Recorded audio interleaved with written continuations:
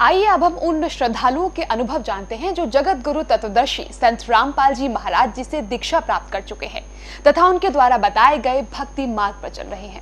नमस्कार सर। सत्य भगत जी। आपका शुभ नाम क्या है? भगत जी, मेरा शुभ नाम ब्रह्मपाल दास है। आप कहाँ के रहने वाले हैं? मैं जिला बुलंदशहर उत्तर प्रदेश गांव पिपाला के रहने वाला हूं। आप संत रामपाल जी महाराज की शरण में आने से पहले किसकी भक्ति करते थे? जगत गुरु रामपाल जी महाराज की शरण में आने से पहले मैं अपने भोले बाबा की और साईं बाबा की, राम की, कृष्ण की, जितने भी देवता हम पूजते थे हिंदू धर्म में, सभी की पूजा करता था। और उसके बाद लास्ट नाम लेने से 2 साल पहले मैं राधा स्वामी पंथ से जुड़ गया था। वहाँ पर 2 साल तक मैंने जो है भक्ति करी थी और उस भक्ति से भी जो है मुझे कोई तसल्ली किसी टाइप की नहीं हुई। इसी भक्ति के दौरान सभी की पूजा करते करते मैं काफ़ी नुकसान उठा चुका था। मेरा बड़ा बेटा जो है 28 साल का होकर के ख़त्म हो गया था, उससे छोटा बेटा 26 साल का होकर ख़त्म हो गया था। इस भक्ति से मुझे कोई लाभ नहीं हुआ। उसके बाद बहुत परेशानी हुई, आर्थिक स्थिति भी मेरी ख़राब रही और अन्य भक्ति करने से जो है किसी टाइप की मुझे कोई तसल्ली नहीं मिली। सर, जो पहले आप भक्ति करते थे आपको उससे क्या क्या लाभ हुए? उसके बाद इस भक्ति से मुझे लाभ कुछ नहीं हुआ, सिर्फ मेरे परिवार का पूरा सर्वनाश हो गया, आर्थिक स्थिति खराब हो गई और हर दिन कोई ना कोई परेशानी हमेशा सामने नई बनती रही और इस भक्ति से मुझे कोई भी लाभ जो है अपने जीवन में नहीं मिला। आप संत रामपाल जी महाराज की शरण में कैसे आए? मैं सदगुरु रामपाल जी महाराज की शरण में, हमारे एक रिलेटिव भक्तमती थी जो परमात्मा के चरणों में जो है हमसे पहले आई हुई थी। उन्होंने यहाँ के बारे में बताया था कि आप जो है बिल्कुल आपका सर्वनाश हो चुका है। आपने सभी जो है भक्तों के पास में, देवताओं के पास में इधर उधर आपने खूब काफ़ी मेहनत कर ली है लेकिन कोई आपको फ़ायदा नहीं मिल रहा है। आप मेरे कहने से एक बार जो है संत रामपाल जी महाराज के चरणों में जाइए। वे निर्धन को धन और कोढ़ी को काया और बांझन को पुत्र देते हैं, हर साइड से रक्षा करते हैं, उम्र भी बढ़ाते हैं और एक सतलोक जाने का रास्ता देते हैं, मोक्ष प्राप्ति का रास्ता देते हैं। तो ये बात सुनकर के मेरी भक्तमती ने जो है उनसे बातचीत की और उन्होंने जो है गुरुजी के चरणों में आने की इच्छा प्रकट करी।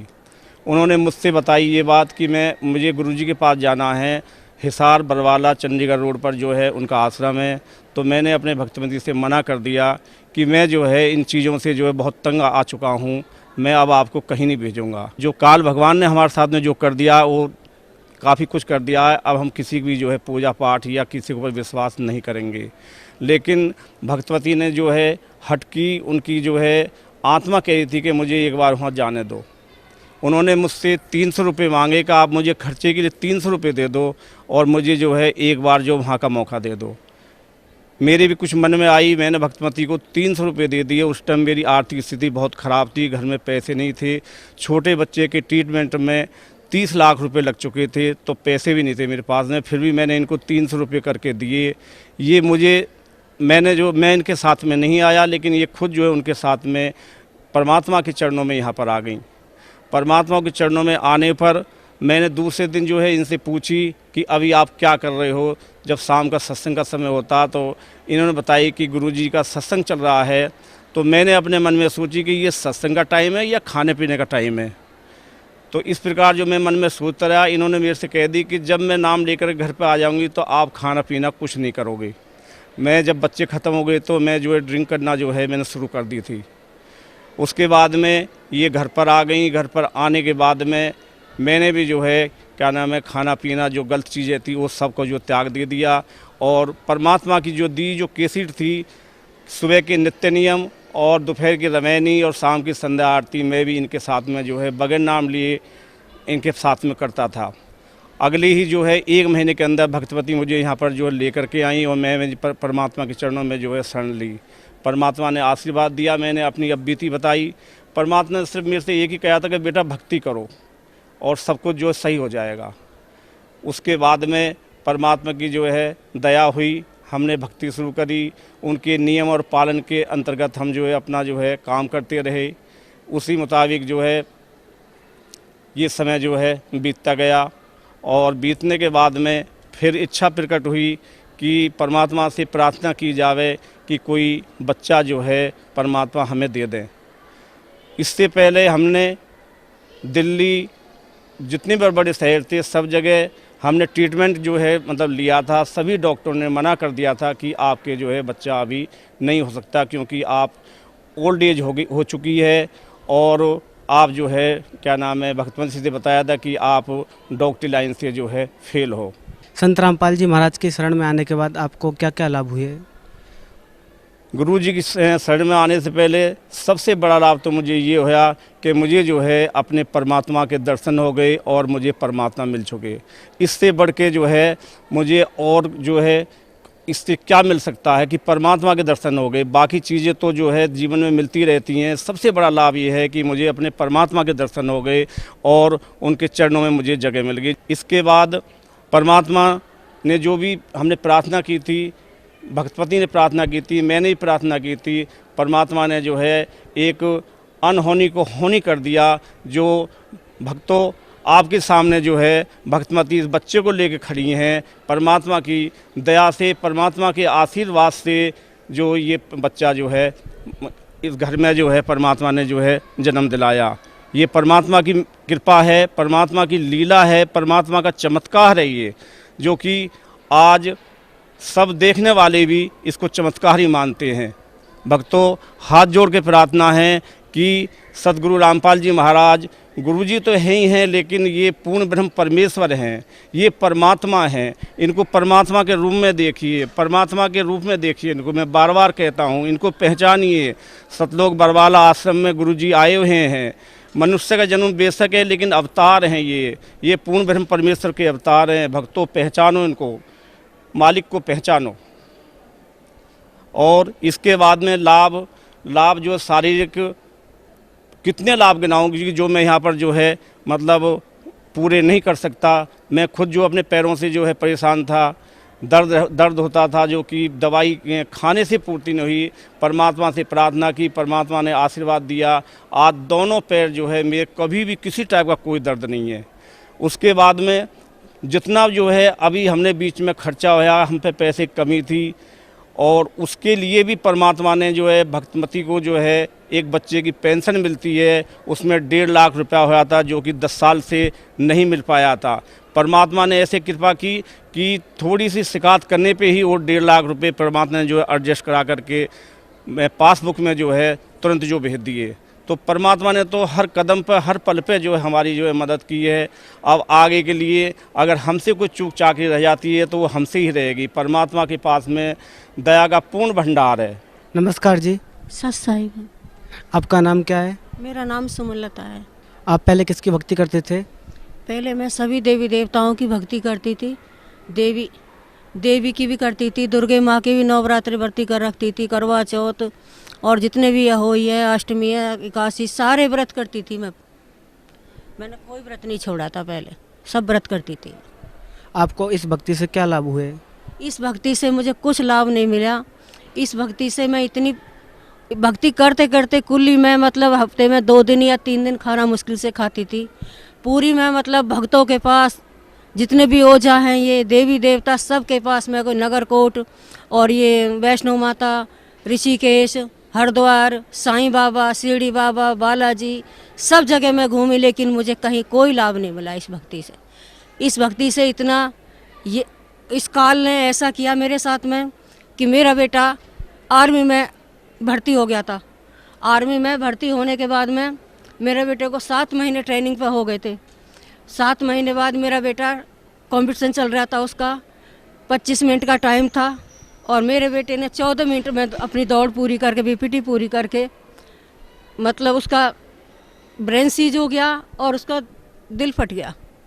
वो 23.5 साल का बेटा मेरा इस काल ने खा लिया। मुझे इससे कोई लाभ नहीं हुआ। आज 1 दिसंबर को मेरे बेटे को 10 साल हो गए। छोटा बेटा मेरा था 27 साल का, उसको 2.25 साल हो गए। वो बेटा मेरा मर्चेंट नेवी में शिप कैप्टन था, वो भी उसको भी पानी सूट नहीं हुआ, उसको इन्फेक्शन और निमोनिया हो गया। उसके इलाज में मैं दर दर ठोकर खाई। कोई कहता कि इस पे हवा है, कोई कहता कुछ है, किसी ने करा रखा है। मैंने 3 लाख रुपए तो इन भक्त पुरुषों को दे दिए। देवी देवताओं को मैंने कोई नहीं छोड़ा, जिसके बताते मैं उसी के पास जाती, लेकिन मुझे कोई लाभ नहीं हुआ। और ना ही मेरे कोई कहीं जाने का जहाँ भी कोई बताया तो मैं वहीं भागती चली जाती थी। लेकिन मेरा बेटा इतना परेशान था, बोलता मम्मी मुझे जहर का इंजेक्शन लगवा दो, आप इतनी क्यों परेशान हो रही हो। मैं नहीं बेटा, जब तक मैं सांस है मैं दिखाऊंगी। मैंने मेरठ में इलाज कराया, गाजियाबाद में कराया, नोएडा में कराया, फिर लास्ट में मैं सर गंगाराम दिल्ली हॉस्पिटल में बच्चे को ले गई। वहाँ पे मेरे बेटे को कोई आराम नहीं हुआ, बट डॉक्टर बताते वेंटिलेटर पे मेरे बेटे को 1 महीने रखा। 1 महीने का मेरे बेटे का 50 लाख रुपए खर्चा हुआ। मैं देती रही। मैंने घर की भैंस वगैरह रखती थी, सब बेच दी। जितनी मेरे गहने वहने थे मैंने सब गिरवी रख दिए। मैं बेटा मैं तुझको जाने नहीं दूंगी, मैं जो कुछ मुझे मिला, जो भी मेरे से होगा मैं करूंगी। लेकिन कुछ नहीं कर पाई। इतनी जो इसने भी बताया, हॉस्पिटल में भी बताया कि आप वहाँ चले जाओ कि पीर है। कोई बोला कि एक हरियाणा में रहता है कि वो फौजी, वो रिटायर है, फौजी से ही मतलब झाड़ पीर का झाड़ फूँक करता है। वहाँ भी मैंने अपने देवर को भेजा हॉस्पिटल में, फिर भी कुछ लाभ नहीं हुआ। हम दोनों आदमी ऐसे खड़े रहे, लेकिन बेटे के कब प्राण निकल गए हमें पता भी नहीं चला। इस काल ने शारीरिक और धन दौलत जिसने भी मतलब सब तरह से हमें लूट लिया। हमें कोई लाभ नहीं मिला इस भक्ति से। आप संत रामपाल जी महाराज की शरण में कैसे आए? संत रामपाल महाराज की शरण में, सतगुरुदेव की शरण में मेरा बेटा 27 जून को ख़त्म हुआ था। 10-12 सितंबर को हमारी एक रिलेटिव थी, वो हमारे पास में गई। उन्होंने बताया कि आप हमारे कहने से एक बार वहाँ चलो। बोले अब तो मेरा सब कुछ लूट चुका, अब मैं किसके लिए जाऊँ वहाँ, मैं नहीं जाऊँगी अब। बोले नहीं आप एक बार जाके तो देखो। लेकिन मैंने उसकी अनसुनी कर दी, मैंने उसकी बात नहीं मानी। अनसुनी ऐसी करके वो चली गई, दूसरे गांव से आई थी वो। फिर थोड़े कुछ दिन बाद में मैं ऐसी सोचती रही। मैं बोली हमारा दोनों का क्या होगा। जगह भी इतनी थी, 500 गज में मकान बना हुआ है, परमात्मा की झोपड़ी बनी हुई है शहर के अंदर, घर जमीन सब कुछ था। बोले किसको दूँ, कौन करेगा हमारी। बीमार भी हो गए तो ये है कि कोई हमें देखने के लिए, घर परिवार वाला कोई देखने के लिए भी नहीं आता था, ना ही कोई रिश्तेदार आता था। ये और कह देते कि वहाँ जाएंगे, हमें डर लगता है। इसके 2 बेटे ख़त्म हो चुके हैं। बहू भी लड़के के छोटे बेटे की शादी कर रखी थी, वह बहू भी बेटी थी उसमें। बेटा बीमार हो गया, बहू चली गई, बहू भी नहीं आई। 4-5 बार जा के उसकी इतनी मिन्नतें की, इतनी खुशामद की कि बेटा हमारा कोई नहीं है। उन्होंने जवाब दे दिया, बोले मैं नहीं जाऊंगी, ना ही अपनी बेटी को दूंगी। हम बहुत परेशान हो चुके थे। फिर मैं ये सोच के कि इतनी परेशान हो, किसी दिन ऐसी देखती हूँ जाके परमात्मा के चरणों में, अगर परमात्मा बता रहे तो मैं वहाँ भी जाकर देख लेती हूँ मैं। फिर मैं उनके साथ, फिर मैंने एक उनका एड्रेस लिया, ना फ़ोन नंबर था ना कुछ था। उनका ये पता था कि उस गांव में रहती हैं, वो टीचर हैं। उनका मैंने पता मंगाया, पता मंगाने फ़ोन नंबर लिया। उन्होंने फिर मुझे ज्ञान गंगा दी। ज्ञान गंगा मैंने पढ़ी, मैंने कुछ नियम पढ़े और वो पढ़े। मैं नियम तो हमें करना किसका है कि जब हमारे सब कुछ ख़त्म हो चुका तो हमारे लिए मैंने को सब भक्ति सब बंद कर दी थी। जो देवी देवताओं की तस्वीरें रखी थी, कम से कम 25-30 सीनरी मैंने मंदिर बना रखा था, उसमें लगा रखी थी मैंने शीशे में जड़वा के। सबको मैंने निकाल के बाहर फेंक दिया। मैंने किसी की, जब से बेटा ख़त्म हो गया, मैंने पूजा करनी सबकी बंद कर दी थी। बोली मैं तो कुछ करती नहीं, ना त्यौहार करती, ना व्रत करती, मैं कुछ करती नहीं, जो मेरा कुछ है ही नहीं, तो मैं जाऊँगी परमात्मा के चरणों में। फिर मैं बोली कि 23 सितंबर से 25 सितंबर 2011 में सत्संग है। बोले आप जब चलना हमारे साथ में। 22 तारीख की रात को 2-2:30 बजे मैं आके लगी यहाँ पे। 23 सितंबर को मैंने नाम लिया परमात्मा से आने के बाद में यहाँ पे। संत रामपाल जी महाराज की शरण में आने के बाद आपको क्या लाभ हुए? जगत गुरु संत रामपाल जी महाराज के चरणों में आके मुझे इतना लाभ हुआ कि जो हम इतने परेशान थे कि मतलब हमारे घर में हमारा जीना बिल्कुल मुश्किल हो रहा था। हम रो रो के अपना समय बिता रहे थे। हमें सबसे पहले तो सुख शांति मिली। हमें ऐसी सुख शांति मिली कि हम आराम से उस घर में रहने लगे और आराम से खाना वाना थोड़ा बहुत खाने लगे और भक्ति में लगे हम। उसके बाद में जब मैं सत्संग में आई थी यहाँ पे, तो पैसे तो थे नहीं, मैंने इनसे पैसे लिए। पैसे लेके आई तो इन्होंने बाद में देखा तो डब्बा, मेरे किचन में एक डब्बा रखा है शोकेस में, उसमें 3 नोट 100 के इतने कोरे कोरे नोट रखे। अब इन्होंने बाद में देखे तो ये भी बोले कि मुझसे पैसे मांग रही थी और पैसे तो इसके डब्बे में रखे हैं। फिर मैं गई, फिर मैंने भी देखे तो मैं बोली मैं इसमें तो पैसे आपने रखे हैं। बोले मैंने तो नहीं रखे, मैं तो सोच रहा था कि आपने रखे हैं। मैंने नहीं रखे। बोले मेरे पास पैसे ही नहीं है। इतने कोरे 100 के 3 नोट की, मतलब इतने कोरे की जैसे कि उनकी तय भी नहीं मुड़ रही थी बिल्कुल भी। ये पहला चमत्कार हुआ। फिर मेरा शारीरिक परेशानी थी वो भी ठीक हो गई। उसके बाद में फिर हमने बोला कि बताया गुरुजी से, अपनी बताई, गुरुजी मैं इतनी दुखी हूँ, इतनी परेशान हूँ, काल ने मुझे हर तरीके से लूट लिया है। परमात्मा बोले कि बेटा भक्ति कर। मैं सोचा कि मैं इलाज करा लूँ, सब बोलते थे। फिर हमने इलाज कराया, कैलाश में भी कराया बच्चे होने के लिए, IVF भी कराई, लेकिन उससे भी हमें कामयाबी नहीं मिली। फिर परमात्मा के चरणों में आके मैंने अरदास करी कि गुरुजी मैं इलाज करा लूँ। गुरुजी बोले कि तू करा ले जा और भक्ति कर। भक्ति करने के बाद हमारे परमात्मा ने ये सबके सामने है ये आशीर्वाद चमत्कार हमें दिया है। छोटा बेटा मेरा 29 साल का 7 अक्टूबर को हो चुका है, जो कि 29 साल बाद परमात्मा ने मुझे ये इतना बड़ा चमत्कार दिया, इतना बड़ा लाभ दिया। इससे ज़्यादा परमात्मा क्या देंगे कि जो मतलब मैं इससे ज़्यादा कुछ नहीं कहता, क्या बताऊँ मैं, इतना इससे ज़्यादा और क्या देंगे। परमात्मा सब कुछ दे रखा है, मतलब किसी धन की कमी नहीं है परमात्मा के चरणों में, और जिस चीज़ की कमी थी वो परमात्मा ने हमारी पूरी करी। माई जब आप डॉक्टर के पास गए थे तो आपको डॉक्टर ने क्या जवाब दिया? डॉक्टरों ने, मैं पहले तो कैलाश हॉस्पिटल नोएडा में गई थी, वहाँ पे भी जाके पहले परमात्मा की दया से मेरे ऐसा हुआ कि ये महामारी मेरी बिल्कुल बंद थी। परमात्मा के यहाँ आने से मेरे वो शुरू हो गई, 2-3 महीने मेरे शुरू हो गई थी।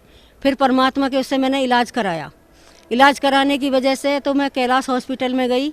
कैलाश हॉस्पिटल में जाके मैंने चेकअप कराया, तो वहाँ पे जाके डॉक्टर ने बोला कि नहीं, आपका तो मतलब बिल्कुल अंदर ख़राब है, आपकी बच्चेदानी निकाली जाएगी, आपका मतलब कोई ये नहीं होगा कुछ भी। मैंने गुरुजी से यहाँ अरदास करी, प्रार्थना करी कि गुरुजी मेरे तो ऐसे बताया है, तो प्रार्थना पे बताया कि कुछ नहीं होगा, भक्ति करो। फिर हम दूसरे दिन उन्होंने बोला कि ऑपरेशन के लिए तैयार होके आना। हम कागज़ वगैरह सारे लेकर के ऑपरेशन के लिए गए। डॉक्टर को दिखाया तो डॉक्टर ने बोला कि आपके तो कोई बीमारी नहीं है, आप तो बिल्कुल ठीक हो, आपको किस चीज़ का ऑपरेशन बताया? मोली पता नहीं मैडम, डॉक्टर ने बताया था मुझे तो।